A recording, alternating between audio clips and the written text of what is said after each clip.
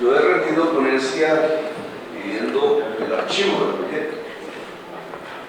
Y la razón fundamental es que lo que llega aquí, ya para la segunda vuelta, es absolutamente diferente a lo que aprobó la Comisión Primera. Ninguno de los temas que se abordaron en la primera discusión está en lo que decidieron las cámaras en los debates sucesivos. Todo fue eliminado, aniquilado, y sustituido por otro proyecto diferente al que salió de la Comisión Primera, completamente diferente. Ni la posición central del gobierno de Duque, que tenía que ver con su propuesta, que no es de él, ya se había tramitado en diversas discusiones a lo largo de los años después de la Constitución del 91 en este Congreso por diferentes fuerzas políticas, la lista cerrada, es decir, el mecanismo por medio del cual ya no hay en elecciones a corporaciones públicas una elección de individuos, sino de movimientos y partidos políticos que presentan sus listas en el orden que han determinado, y ese orden determina, de acuerdo a la votación, la cantidad de curules y la gente que va a entrar a una corporación pública. Hay que decirlo por honestidad con la audiencia y con ustedes congresistas, que yo siempre he sido partidario de la lista cerrada. Es decir, que coincido con el gobierno de Duque en el propósito de establecer un sistema de listas cerradas. ¿Por qué? Porque la actividad individual, la campaña individual, que muchas veces en Colombia se ha vuelto familiar, hereditaria, una democracia hereditaria, le llamo yo, ha permitido de alguna manera u otra el fortalecimiento de una especie de élites políticas locales con mucho poder y en sintonía, en capacidad de articularse potencialmente o en la acción misma con las mafias, con el crimen. La campaña individual necesita una financiación. Si la financiación es mixta o privada, esa financiación se registre en las cuentas o no, que es lo que usualmente sucede en Colombia. La capacidad de quienes tienen dinero mal habido, generalmente narcotraficantes, pero también la corrupción que roba el erario, financia este tipo de campañas individuales, lo puede hacer más fácilmente que financiar grandes movimientos políticos, aunque también podría hacerlo. Y permea de alguna manera la política colombiana a partir de esta facilidad que le permite cooptar campañas individuales. Por eso, por una parte, he sido partidario de la lista cerrada. Por otra parte, porque el país, de alguna manera u otra, tiene que aprender a trabajar en equipo. El sistema educativo colombiano es competitivo. Casi todos nosotros nos criamos en escuelas y colegios públicos, por lo menos en mi caso, donde ser el primero en la clase, competir por puntajes, etcétera, era el síndrome y el síntoma de una buena educación. Es un modelo muy parecido al de los Estados Unidos, solo que en la sociedad colombiana, por sus relaciones de producción, por sus culturas, ha impedido el trabajo en equipo. Y hoy por hoy la economía del siglo XXI exige sobremanera el trabajo colaborador y en equipo. El conocimiento y el saber ya no se puede hacer sino a partir de un trabajo acumulado de muchas colectividades y personas. Y esto en la política sí que tiene que ver. La posibilidad de transformar a Colombia no depende de una persona. Cuando se cree que una persona puede salvar un país, transformar un país o ser una especie de espíritu concentrado del alma de una nación, no se está cayendo más sino en una posición absolutamente antidemocrática, que lleva o al caudillismo o al mesianismo, que son conceptos diferentes, o a las dictaduras o a las tiranías con mucha facilidad. La transformación de una sociedad depende de las fuerzas colectivas de la misma sociedad. Y esas fuerzas colectivas, para poder ser eso, colectivos y eficaces, necesitan necesariamente de organización, de fuerza colectiva, y eso es lo que se llama un movimiento, una fuerza política, o en la manera más tradicional de la política, un partido. Las colectividades políticas, por tanto, tienen una razón de ser para conservar una sociedad o para transformarla, para tramitar las demandas, las ansias, las esperanzas, las ilusiones, los quereres equivocados o no de una sociedad. La política individual no puede hacer eso. La política individual lleva a tal confusión que las sociedades no logran determinar en dónde están los poderes transformadores o conservadores.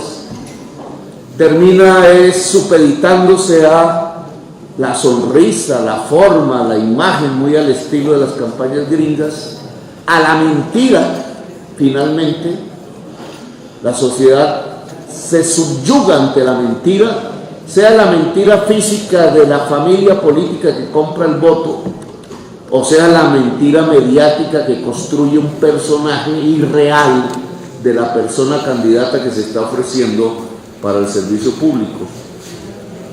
Por eso he sido partidario de la lista cerrada, pero la lista cerrada que propuso el gobierno esta vez como de su iniciativa, como el eje de una reforma política en la Comisión Primera y que fue defendida aquí por la ministra y apoyada por mí, no tanto, hay que decirlo, por las fuerzas de oposición que prefieren, tanto en el Partido Verde como en el Polo Democrático, las listas abiertas, es decir, la campaña individual dentro de corporaciones públicas, pues eso ya no existe en el proyecto que se presenta. Ni la propuesta del gobierno, ni la propuesta de la Colombia Humana, que si miramos las elecciones pasadas, pues son una inmensa mayoría de la sociedad colombiana, por lo menos la que se expresa electoralmente, no están. Fue cambiado completamente por otro proyecto que nada tiene que ver ni con la propuesta del gobierno, ni con nuestras propuestas, ni con las propuestas que se aprobaron por las diversas fuerzas en la Comisión Primera del Senado. No solamente no está entonces la lista cerrada que como iniciativa presentó el presidente Duque, habría que preguntarse, bueno, ¿y las fuerzas amigas del gobierno por qué no defienden las propuestas del presidente? Claro, esas fuerzas también nos podrían decir a nosotros, ¿y por qué las fuerzas de ustedes no lograron por lo menos hacer prevalecer los criterios de la Comisión Primera en alguna medida en los debates subsiguientes que hubo? Pero lo cierto es que desapareció la propuesta del gobierno. Otra serie de propuestas, ya no del gobierno, sino nuestras y de otras fuerzas aquí en la Comisión Primera, corrieron con la misma suerte y eran importantes desde el punto de vista de la construcción de un sistema político más moderno. Por ejemplo, la financiación estatal, que se propuso aquí, se aprobó aquí, eso no está. Por ejemplo, y fue una iniciativa mía, esa fue la que nosotros propusimos en la Comisión Primera, el cambio de la autoridad electoral. Recuerdo la propuesta ya concreta de Rodrigo Lara, que se aprobó. El cambio de la autoridad electoral por una corte o algo similar, con garra, con poder, con capacidad judicial incluso, que se conversó con el Consejo de Estado, no existe ya en esta reforma.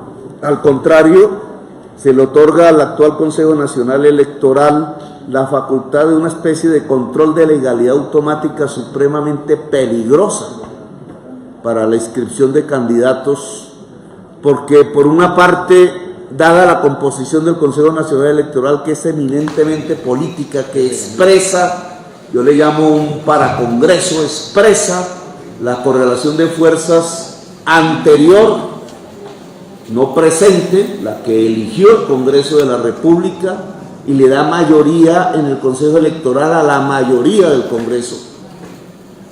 Pues cómo esa mayoría puede tener la atribución de control de legalidad automática sobre listas y sobre personas que no necesariamente coinciden con esas mayorías.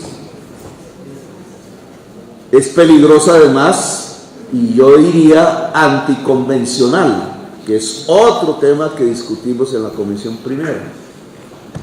La Convención Americana es un tratado internacional que Colombia firmó e hizo ley de la República en 1972, en el gobierno conservador de Misael Pastrana, y por iniciativa conservadora en ese caso, y muy liberal en todos los países latinoamericanos y en los Estados Unidos. El tratado llamado Convención Americana se volvió Constitución de Colombia a partir de la Constituyente del 91, que la incorpora al bloque de constitucionalidad de acuerdo al artículo 93, en tratándose del principal tratado de derechos humanos que Colombia ha firmado en el continente americano. Y esa Convención Americana, en el artículo 23, yo he recurrido a ello una y otra vez, establece unos criterios para restringir el derecho a elegir y ser elegido. Esos criterios tienen que ver con nacionalidad, con edad, con salud mental, y que en general Colombia ha acatado, y con el hecho de que solo una autoridad penal, judicial, penal, puede quitar derechos políticos. Esa Colombia la ha evadido, la ha restringido, la ha contaminado, la ha aniquilado, la ha violado una y mil veces. Igual que los últimos gobiernos de Venezuela. Y restituir el régimen democrático implicaría restituir necesariamente el principio fundamental de la democracia, que es el derecho fundamental a elegir y ser elegido, que no se respeta en Colombia. Pues si solo una autoridad judicial, penal, puede quitar derechos políticos a cualquier ciudadano o ciudadana, ¿por qué razón este proyecto de ley que viene aquí le otorga al Consejo Nacional Electoral, que no es autoridad judicial, que lo es administrativa y política además, la facultad de quitar derechos políticos?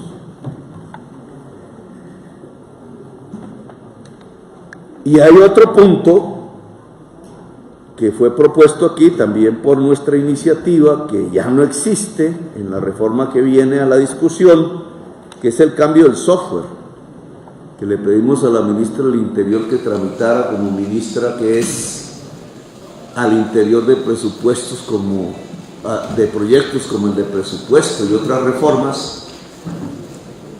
Yo tengo que confesarle aquí a la opinión pública que yo no estoy seguro de que Duque ganó las elecciones.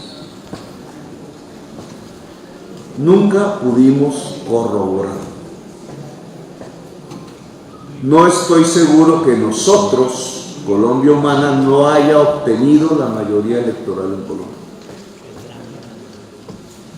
La inseguridad obviamente no me daba para lanzar una acción el día de las elecciones como ameritaba una certeza de fraude, por ejemplo. Pero cualquier constatación de formularios famosos, los E14, etcétera, muestra correcciones en las mesas por los jurados, aumentando de a 100 votos en muchas mesas la votación de Duque. Y esto, que no debería ser motivo de duda en una democracia, que debería ser corroborable, verificable, auditable, generador de certezas, pues no se puede hacer en Colombia por una sola razón. Desde hace más de 10 años, una empresa privada permanentemente maneja el software de contabilidad, de cómputo de los votos en Colombia, en todas las elecciones, incluidas las presidenciales, Thomas Gregg, de la cual fue propietario un expresidente de Colombia, que no sé si ha vendido las acciones a estas alturas, supongo que sí. Y que por la misma vejez del software, no solamente, y por decisiones judiciales que alrededor del caso Miran en concreto tomó el Consejo de Estado, nos muestra evidentemente a través de pruebas y decisiones judiciales que el software de cómputo es permeable por quien quiere hacer fraude, tanto en escalas pequeñas como las de las corporaciones públicas, como en escalas grandes como el de la Presidencia de la República. Es decir, el software puede tener iteraciones que falsean completamente la realidad ciudadana en las urnas. ¿Y cómo no puede haber una reforma política que quiera abocar la construcción de un sistema moderno, transparente y democrático, la obligatoriedad del cambio del software para que sea público, para que hoy con las tecnologías modernas dé garantía de certeza y no este sistema feudal en donde a un empresario privado amigo de un presidente de la República se le confiere ni más ni menos que la facultad omnímoda de controlar la votación electoral? Ese tema tampoco quedó en las discusiones subsiguientes. Y tampoco quedó algo que a posteriori me parece que era lo mejor de la reforma política aprobada en la Comisión Primera. Lo más revolucionario, digámoslo así, lo más transformador. La alternatividad, la alternancia de género en la lista cerrada, que no es posible en otro tipo de lista, sino en la lista cerrada. Es concomitante. Al aprobarse la lista cerrada, se aprobó también por la Comisión Primera la alternancia de género, lo cual garantizaba automáticamente después de una elección el que, paridad y alternancia, el que la mitad de los miembros de la corporación fuesen mujeres. Aunque de diferentes partidos, eso de por sí, en mi opinión, dadas las circunstancias de la humanidad en el siglo XXI, que necesita como nunca del cuidado de la vida, y el cuidado de la vida está más centrada en la mujer que en el hombre, que la ha descuidado. El hombre no solamente ha descuidado la vida, sino la inteligencia, y por eso se meten estas guerras farragosas, incluida la que empieza a estallar en la frontera nuestra y al interior de nuestra frontera. Descuidando la inteligencia y descuidando la vida, estamos a punto de la extinción de la vida toda en el planeta Tierra, incluida la especie humana.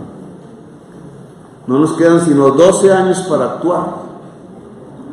Si no, el proceso será exponencial e irreversible, incontrolado. ¿El proceso de qué?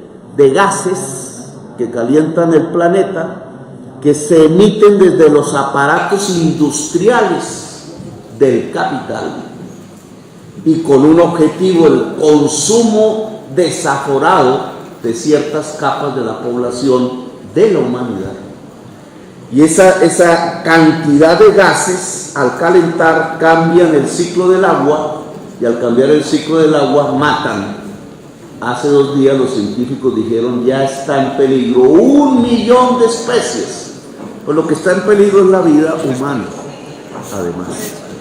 Y solo hay 12 años para actuar, es decir, para detener la emisión de gases, que implica, yo diría, una revolución. Pero esa revolución está cruzada por algo esencial que no se veía en el siglo XX, y es que implica que una fuerza de la humanidad cuide la vida. Y esa fuerza de la humanidad no está más que en la mujer. que entraría a cuidar la vida y la inteligencia que el hombre no ha sido capaz. Pues por eso la posibilidad de que mujeres insurjan en la acción política, en la acción social y en la acción política parlamentaria y corporativa, pues es importante. Por eso yo lo veía como revolucionario. Esa posición de la Comisión Primera tampoco fue aceptada por las cámaras y las comisiones. Entonces no quedó nada. Y al no quedar nada, al ser otro proyecto inocuo e incluso peligroso, es por lo cual he pedido el archivo del proyecto. Alguien diría, bueno, ¿y para qué se quiere una reforma política? ¿Cuál es el objetivo de una reforma política hoy, para discutir en este momento? Cuando se inició las discusiones previas a la constituyente del 91, cuando estábamos en guerra, recuerden ustedes que el movimiento 19 de abril aparece en la historia de Colombia después de un fraude electoral, el del 19 de abril, por eso recupera esa fecha de 1970 contra un movimiento que no era revolucionario, era simplemente diferente a un bipartidismo tradicional en Colombia, que era el del Partido Liberal y el del Partido Conservador, que se habían hecho entre sí 57 guerras civiles en los 2 siglos de vida republicana. Con el debido respeto para quienes son de esos partidos, los mayores actores de la violencia en Colombia son el Partido Liberal y el Partido Conservador. 57 guerras civiles. Enseñaron cosas, indudablemente, esa es la historia de Colombia. Una de esas cosas que enseñaron es que esas guerras se podían acabar por pactos, que siempre hicieron, cantidades de pactos. También nos enseñaron que los pactos para acabar una guerra pueden ser el inicio de una nueva guerra. Y por eso la gran diferencia entre la paz pequeña, que es acabar una guerra, y la paz grande, que es evitar que aparezca durante décadas nuevas guerras.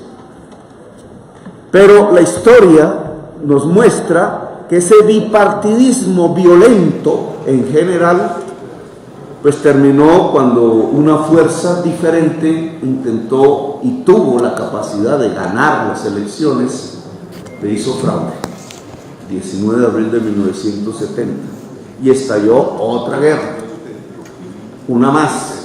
Esta vez ya no era liberal ni conservador. Y finiquitar esa guerra, acabarla, trajo consigo lo que llamamos una reforma política. El objetivo de ese entonces, que se veía como un objetivo de la paz, a la postre no lo fue, era acabar el bipartidismo, permitir que cualquier fuerza que tuviera la capacidad popular de ganar unas elecciones lo pudiera hacer. Y esa es la constituyente. Y esa es la Constitución del 91, es una reforma política para permitir que nuevas fuerzas en el país pudieran acceder al poder político, tal como reza la Convención Americana. Yo creo que si hacemos una evaluación de ese primer hecho iniciador de la reforma política y lo que tenemos hoy, 2019, es que el régimen político colombiano logró tolerar a duras penas, de por medio extinguió físicamente, asesinando 5.000 militantes, a un partido político, la Unión Patriótica. Ese régimen era una alianza entre un sector de la cúpula militar que veía en ese partido político un actor de la violencia y la mafia. Lleva 25 minutos, ahora tiene 5 minutos más. Luego no era necesario cortarme la palabra. Retomo.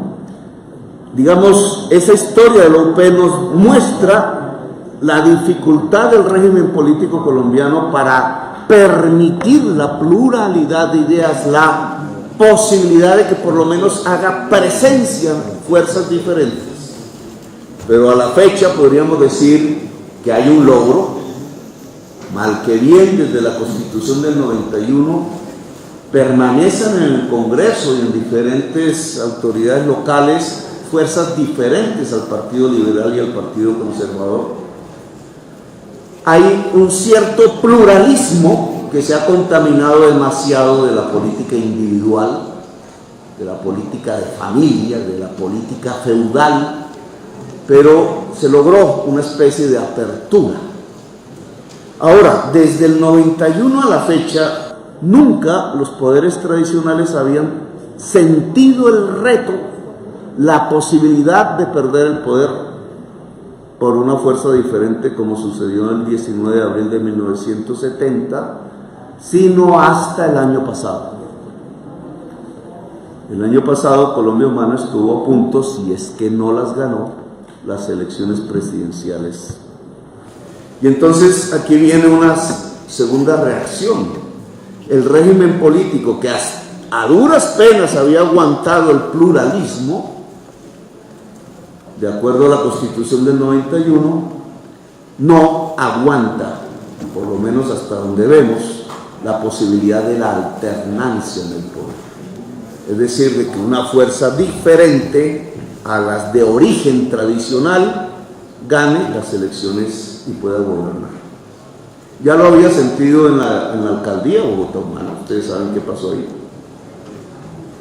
Porque no se trata de que la persona tenga un origen diferente, social y políticamente hablando, sino que pueda gobernar con un programa diferente al de la tradición política de Colombia, que en este momento es básicamente neoliberal. Apenas se esgrimieron los primeros esbozos de un programa diferente. Por ejemplo, articular el urbanismo de la ciudad al interés general del adaptarse al cambio climático, o por ejemplo desprivatizar un servicio público. Lo que vino fue la destitución, la sanción, el intento de quitar derechos políticos de por vida, las multas impagables de $100 millones, etc. Solo la sociedad fue capaz de restituir el alcalde alternativo. Pero ese apenas era el balbuceo de lo que iba a venir después, porque al sentir la clase política tradicional el establecimiento que podía perder el poder en el 2018, entonces lo que estamos viendo en los meses subsiguientes hasta la fecha es el incremento del asesinato de líderes sociales. Ya van más de 500, recordándonos la vieja historia de la Unión Patriótica. Lo que viene sucediendo es la amenaza por decenas de miles de comunicados de muerte expedidos desde el norte de La Guajira hasta Leticia a miles de militantes de la Colombia Humana y otros, incluido mi propia familia. En el caso de mi familia, y solo como anécdota, 4 amenazas que llegan a la casa y se entregan debajo de la puerta se pueden hacer porque la cámara de la policía dejó de funcionar precisamente un poquito antes de la primera amenaza y nunca ha sido restituida. Las cámaras de la casa de la familia del que fue el principal candidato a punto de ganarle las elecciones al establecimiento. La muerte, la amenaza, la destrucción de lo conquistado, el acuerdo de paz. Fíjense ustedes que el acuerdo de paz tiene, por lo menos de lo que hemos logrado conocer en la práctica, 2 ejes fundamentales importantes, no para la FARC, sino para la vida social, para la convivencia social, que es el estatuto de oposición y la reforma agraria, que creo que la reforma agraria es el primer punto. Presidente, mire a ver usted en los análisis, a usted que le gusta el tema del archivo y los análisis y la contabilidad legislativa. Y voy a... Señor senador, nos vamos a poner de acuerdo.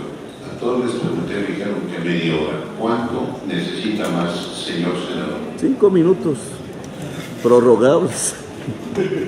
Dígame, señor senador. Déjeme 5. 5 minutos, entonces todos tendrán 35 minutos. Continúe, señor senador. La ponencia tiene un estatus diferente, pero bueno, a todos los ponentes. Vuelvo a tomar el hilo. Lo que vengo aquí demostrando es que el régimen político se ha vuelto incapaz, ya no tanto de resistir la pluralidad de ideas, que no lo era antes, ahora lo es más, sino de aceptar la alternancia. Y que, por ejemplo, la destrucción de los ejes fundamentales del acuerdo de paz tiene que ver con eso. La incapacidad de la reforma agraria, que era lo que le pedía al presidente que tratara de cotejar en su contabilidad legislativa, si es que existe algún proyecto del gobierno tratando de aplicar el eje fundamental del acuerdo de paz, que es la reforma agraria, acceder a 3 millones de hectáreas para los campesinos pobres de Colombia, o el estatuto de oposición, que tiene que ver con este tema. Entre la discusión de la primera ponencia aquí en la comisión primera y lo que llega hoy, el estatuto de oposición se deshizo en manos incluso del Poder Judicial. Hoy no existe estatuto de oposición, así exista la ley, porque quien podía ejercer lo que era el segundo en votación, si es que fue la segunda votación y no la primera, la Colombia Humana, no puede ejercer el estatuto de oposición porque las decisiones que han tomado diferentes autoridades administrativas y judiciales del establecimiento lo impiden. Decidieron no dar la personería jurídica a la Colombia Humana. ¿Quién? Los representantes del gobierno en el Consejo Nacional Electoral, las mayorías. ¿Quién? El asesor, que dice que es asesor de la senadora Cabal, ella no lo dirá, decidió poner una acción al Consejo Nacional Electoral, oiga, mira, hasta este extremo, para impedir que Colombia Humana pague con sus gastos de reposición las deudas de su campaña. No, por eso digo que usted podrá decirme si es cierto, porque eso dice él, el señor Caro. Bueno, entonces usted me lo contestará si es mitómano. Mitómano es, porque puso una cédula de un muerto y puso una dirección inexistente para poner la acción. ¿Cuál es el problema? Que la acción la aceptó el Consejo Nacional Electoral y no nos dieron los gastos de reposición. Y no solamente la aceptó, sino que dándose cuenta de que la cédula era de un muerto, funcionarios del Consejo Nacional Electoral tacharon e hicieron la demanda del señor que dice ser, él lo dice, está abrazado con Duque, está abrazado con ustedes, asesor político de la senadora Cabal. Pero esto es un hecho más de la cadena. La realidad de lo que estamos viviendo es que la curules, que por instancia del presidente de esta comisión en una ley le otorgaron al segundo en votos, para tener una representación en el Congreso, ya no están. La primera la sacaron, la vicepresidenta, y el segundo están a punto de sacar. ¿A dónde quedó el estatuto de oposición? El estatuto de oposición estaba ligado a movimientos que tuvieran personería jurídica. Al quitarle la personería jurídica a Colombia Humana no puede ejercer el estatuto de oposición. Es decir, el estatuto de oposición, que era una reforma política, se acabó en la práctica. Y entonces la pregunta que uno se hace, y con esto finalizo, es ¿para qué una reforma política hoy en Colombia?